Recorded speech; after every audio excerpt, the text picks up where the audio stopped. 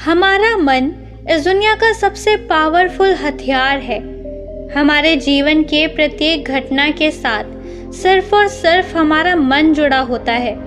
इस दुनिया में जितने भी ज्ञानी हुए हैं, जितने भी सक्सेसफुल लोग बने, सिर्फ और सिर्फ अपने मन की शक्ति के कारण ही बने। लेकिन हम में से बहुत से लोग क्यों इन शक्तियों को समझ नहीं पाते हैं? बुद्ध कहते हैं, हम भी इंसान हैं, आप भी इंसान हैं। हमारे अंदर, आपके अंदर, सबके अंदर समान शक्ति है। लेकिन क्यों हम उसे समझ नहीं पाते हैं? जो इन शक्तियों को समझ गया वो ज्ञानी बन गया। जो अपने मन की शक्तियों को संग्रह करना सीख गया, उसके लिए उसका जीवन आसान हो जाता है। वह अपने जीवन में जो कुछ भी चाहता है उसे वो पा लेता है। गौतम बुद्ध कहते हैं कि सभी में बुद्ध बनने की योग्यता है, क्योंकि वे जानते हैं कि शक्ति वो हर इंसान में मौजूद है, लेकिन उस शक्ति का सही उपयोग हम नहीं कर पाते हैं। कुछ शक्तियों का उपयोग हम कर लेते हैं और कुछ शक्तियों को हम व्यर्थ में ही छोड़ देते हैं। आइए इसे एक छोटी सी कहानी से समझते हैं। इस कहानी को अंत तक ज़रूर समझना। अगर आपने इसे समझ लिया तो आप अपने जीवन में अपने मन के द्वारा, अपने मन की शक्तियों के द्वारा बहुत कुछ कर सकते हैं, बहुत कुछ पा सकते हैं। एक गुरु का शिष्य अपने गुरु की तरह बनना चाहता था। गुरु भी अपने शिष्य को अपने से महान बनना देखना चाहते थे, इसीलिए उन्होंने हर तरह की शिक्षा उसे दी। लेकिन शिष्य को बहुत जल्द बहुत कुछ बनना था। शिष्य को हमेशा लगता था कि गुरु उसे सब कुछ नहीं बता रहे हैं, जिस कारण वो सफल नहीं हो पा रहा है। तब उसने सोचा, क्यों ना मैं गुरु का पीछा करूं? वो दिन भर क्या क्या करते हैं, क्यों ना मैं उन्हें देखूं। तब से वो छुप छुप के गुरुदेव को देखने लगा।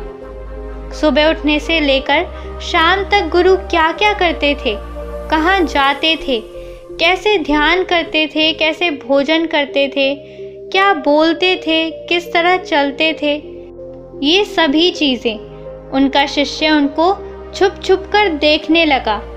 और वो भी वही सब कुछ करने लगा जो गुरु अपनी दिनचर्या में करते थे।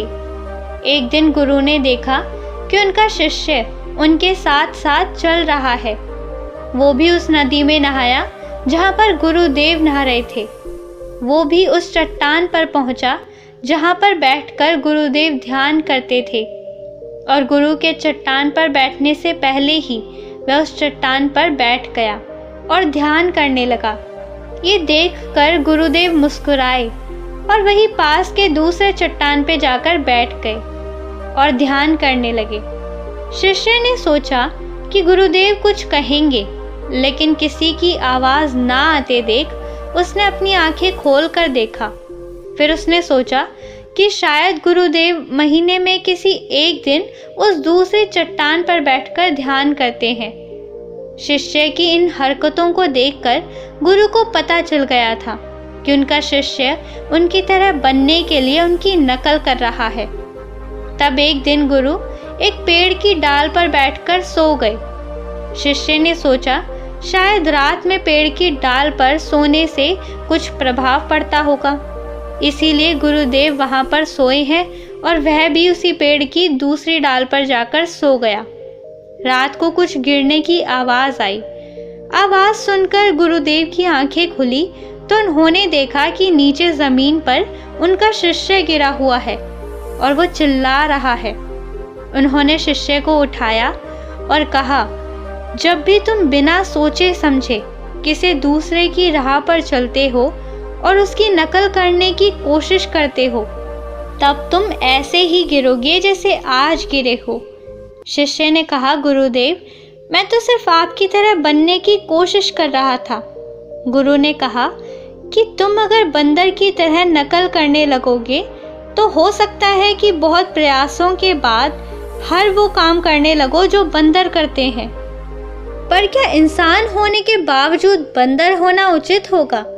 शिष्य ने कहा, नहीं गुरुदेव, इंसान बनना ही ज़्यादा उचित है। लेकिन गुरुदेव, मैं अपने मकसद में कैसे सफल बन सकता हूँ? मैं कैसे अपने आप को जान सकता हूँ? मैं तो बस ये देख रहा था कि आप क्या करते हैं, शायद उससे मुझे कोई रास्ता मिल जाए। गुरु ने कहा, जिस प्रकार शरीर को चलाने के लिए भोजन की आवश्यकता होती है, भोजन अगर शुद्ध है तो शरीर में शक्ति भी शुद्ध होती है। हमारा शरीर स्वस्थ रहता है, शक्तिशाली रहता है, बलवान रहता है। उस शरीर से जो भी कार्य करना चाहो तुम करवा सकते हो। लेकिन तुम खराब, सड़ा गला रखा हुआ बासी खाना खाओगे तो क्या होगा? शिष्य ने कहा, शरीर की शक्ति खत्म हो जाएगी, हमारा शरीर बीमार पड़ जाएगा। फिर गुरु ने कहा, इसी तरह हमारे पास मन की शक्ति होती है और इसमें इतनी शक्ति होती है कि कुछ भी पाया जा सकता है, कुछ भी बना जा सकता है, अपने आप को जाना जा सकता है, पहचाना जा सकता है, बुद्धत्व को प्राप्त किया जा सकता है।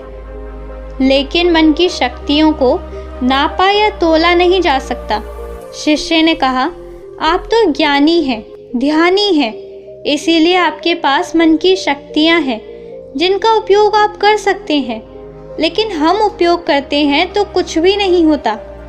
गुरु ने कहा, शक्ति तो तुम्हारे पास भी है और उतनी ही है जितनी मेरे पास है या किसी और के पास है। तो गुरुदेव, फिर हम सभी लोग कामयाब क्यों नहीं होते? हमारे जैसे बहुत से लोग हमेशा असफल होते रहते हैं, ऐसा क्यों? गुरु ने कहा, क्योंकि मन की शक्तियों का हम सही तरीके से उपयोग नहीं कर पाते हैं, बल्कि मन की शक्तियाँ हमारा उपयोग कर लेती है। शिष्य ने कहा, क्या आप मेरे मन की शक्तियाँ दिखा सकते हैं? क्योंकि मैं इसे समझ नहीं पा रहा हूँ। गुरुदेव बोले, हाँ बिल्कुल, मैं बिल्कुल दिखा सकता हूँ, पर इसके लिए तुम्हें मेरा एक काम करना होगा। क्या तुम कर सकोगे? शिष्य ने कहा, हाँ अवश्य करूँगा। मुझे क्या करना है? गुरु ने कहा, ज़्यादा कुछ नहीं करना है, बस इतना ही करना है कि जितने भी विचार तुम्हारे मन में आए, उन विचारों को एक एक लकड़ी के समान समझना है और उन लकड़ियों को उठाकर एक झोपड़ी पर रखते जाना है। और ये तुम्हें पूरे 1 महीने के लिए करना होगा। ध्यान रहे, एक विचार के लिए एक लकड़ी का होना आवश्यक है। जैसे कोई विचार से कोई लकड़ी छूट ना जाए। एक काम और करना, अपने उन विचारों को जो तुम्हें ज्ञान और ध्यान प्राप्त करने के लिए आए, उन विचारों की लकड़ियों को तुम्हें उन झोपड़ी के बाहर रखना होगा। शिष्य ने कहा, जो आज्ञा गुरुदेव, आप जैसा कहेंगे मैं वैसा ही करूँगा। और शिष्य ने विचारों को देखना और उन विचारों से लकड़ियों को उठाकर झोपड़ी में रखना शुरू कर दिया। धीरे धीरे 1 महीना बीत गया और शिष्य पूरा 1 महीना बीतने के बाद शिष्य गुरु के पास गया और बोला, गुरुदेव 1 महीना हो चुका है, जैसा आपने कहा था मैंने बिल्कुल वैसा ही किया। अब आप मुझे मेरे मन की शक्तियों को दिखाएं। गुरु शिष्य के साथ उस झोपड़ी पर पहुंचे। गुरु ने देखा कि पूरी झोपड़ी छोटी छोटी लकड़ियों से भर गई है, यहाँ तक कि कुछ लकड़ियाँ बाहर भी गिरी हुई हैं। गुरु ने कहा, वह लकड़ियाँ कहाँ हैं जो तुम्हारे ज्ञान और ध्यान के विचारों की है? शिष्य ने बाहर पड़ी कुछ लकड़ियों को लाकर गुरुदेव को दिया और बोला, यह वही लकड़ियाँ हैं। गुरु ने उन लकड़ियों को गिनने के लिए कहा। जब शिष्य ने ज्ञान और ध्यान की लकड़ियों को गिना तो वो 26 लकड़ियाँ पाया। गुरु ने कहा, बस तुम्हें एक और काम करना है। यह काम बहुत छोटा सा है, क्या तुम कर सकोगे? शिष्य ने कहा, जी गुरुदेव, आप जो कहेंगे मैं वो काम ज़रूर करूँगा। बताइए मुझे क्या करना है? गुरु बोले, ये जो लकड़ियाँ तुमने इकट्ठी की है, इसे एक साथ बांधकर उस नदी में फेंक कर आओ। गुरु की ये बात सुनकर शिष्य घबरा गया और बोला, गुरुदेव ये कैसे हो सकता है? इतनी लकड़ियों का भार मैं कैसे उठा पाऊंगा? गुरु बोले, क्यों नहीं उठा पाओगे? जब इतने विचारों का भार तुम दिमाग में रखकर घूमते हो तो इन लकड़ियों को क्यों नहीं उठा सकते? शिष्य ने कहा, लेकिन गुरुदेव, विचारों में तो वजन नहीं होता। गुरु बोले, विचारों में भी वजन होता है। देखो, तुम्हारे बेकार के विचारों के नीचे तुम्हारे मकसद के विचार, ध्यान और ज्ञान के विचार कितने हैं? तुमने अपने मन की सारी शक्तियां इन बेकार के विचारों में लगा दी हैं, जो झोपड़ी में भरी पड़ी है, और केवल 26 लकड़ियों के साथ ही तुम ध्यान और ज्ञान को पाना चाहते हो। शिष्य ने कहा, आप ठीक कह रहे हैं गुरुदेव, पर मैं अब क्या करूं? गुरु ने कहा, तुम अभी अपने ज्ञान और ध्यान की ओर बढ़ना चाहते हो और यही तुम्हारा लक्ष्य है, तो इन बेकार के विचारों को नदी में बहा दो। शिष्य ने कहा, लेकिन गुरुदेव, इतनी सारी लकड़ियों को मैं सिर पर नहीं उठा पाऊंगा। गुरु ने मुस्कुराते हुए कहा, तो एक एक करके इसे फेंक दो। 1 महीने में, 2 महीने में, जितना भी समय लगे लगाओ, लेकिन अपने सर से, अपने मन से इन बेकार के विचारों को फेंक डालो। याद रहे, एक विचार छूटने पर नदी में सिर्फ एक ही लकड़ी फेंकनी है। शिष्य ने जिन लकड़ियों को 1 महीने में इकट्ठा किया था, उसे फेंकने में 3 साल लग गए। एक विचार छोड़ने पर वह एक लकड़ी नदी में फेंक देता। अब उसके पास केवल 26 लकड़ियां ही बची थी, जो उसके ध्यान और ज्ञान की थी। उसके पूरे मन की शक्ति ध्यान और ज्ञान पर लगी हुई थी। कोई भी बेकार के विचार उसके मन में नहीं थे। एक दिन ध्यान करते हुए वह उठा और गुरुदेव के पास गया और बोला, गुरुदेव, ऐसा लगता है कि मैं कहीं अटक गया हूँ और मैं आगे नहीं जा पा रहा हूँ। गुरु ने कहा, उन 26 लकड़ियों को छोड़ने का समय हो गया है, छोड़ दो उन्हें। शिष्य ने उन 26 लकड़ियों को छोड़ने में 1 साल लगा दिया, और जब उसने आखिरी लकड़ी को नदी में डाला तो वो वही नदी के किनारे बैठ गया और बैठा ही रहा। गुरु अपने शिष्य को नदी के किनारे ढूंढते हुए वहां पहुंचे। गुरु शिष्य को देखकर वह जान गए कि वह संपूर्ण शक्ति में खेल रहा है। शिष्य ने गुरु की ओर देखा और दोनों ही एक दूसरे की ओर देखते हुए बिना कुछ कहे वापस चले गए। हमें भी अपने जीवन में मन की शक्तियों का उपयोग करना सीखना चाहिए। अगर हमने ऐसा कर लिया तो हम जीवन में वो सभी असंभव काम, जो कुछ भी हम पाना चाहते हैं, हम उसे पा सकते हैं। हमारी शक्ति हजारों लाखों विचारों के रूप में हमारे मन में बिखरी पड़ी है। इसमें कुछ अच्छे विचार भी हैं, कुछ बुरे विचार भी हैं। बस हमें अपने अच्छे विचारों को पकड़ना है। अगर हम अच्छे विचारों को नहीं पकड़ेंगे तो बुरे विचार तुरंत ही हमारे ऊपर असर डालने लगेंगे और हम नकारात्मकता की ओर बढ़ते चले जाएंगे।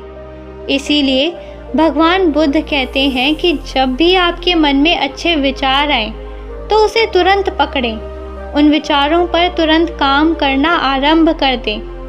मन की शक्तियों का उपयोग करना बहुत ही सरल है, बस आपको उतना ही करना है जो आपको सबसे ज़्यादा सटीक लगे। लेकिन हम एक काम के साथ हजारों काम को करने लगते हैं और उसी में हम विचलित भी हो जाते हैं, और इस वजह से हमारे मन की सारी शक्तियाँ बिखर जाती हैं। इसीलिए आप किस काम के लिए बने हैं उसे समझें। भगवान ने आपको जिस काम के लिए बनाया है वैसे विचार आपके मन में बार बार आएंगे। बस ज़रूरत है आपको उसे पकड़ने की, आपको उसे समझने की, उसे सही दिशा निर्देश देने की। दोस्तों, इस कहानी से आपने क्या समझा? अपने विचारों को, अपने भावनाओं को कमेंट करके ज़रूर बताएं। कहानी अच्छी लगी हो तो वीडियो को लाइक और चैनल को सब्सक्राइब करना ना भूलें। मिलते हैं अगली वीडियो में, तब तक आप अपना ख्याल रखें।